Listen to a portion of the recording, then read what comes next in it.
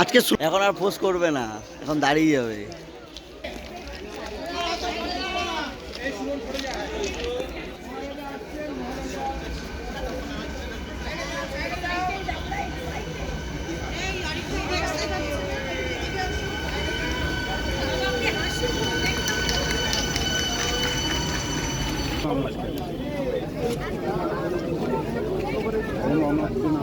ভালো থাকবেন।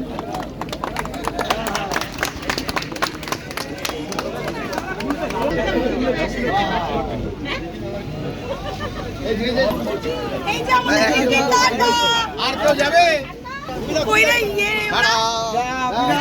ঠান্ডা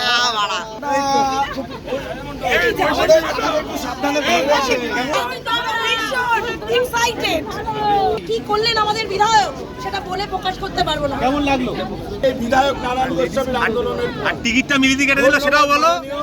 টিকিটটা মিলিয়ে কেটে দিল।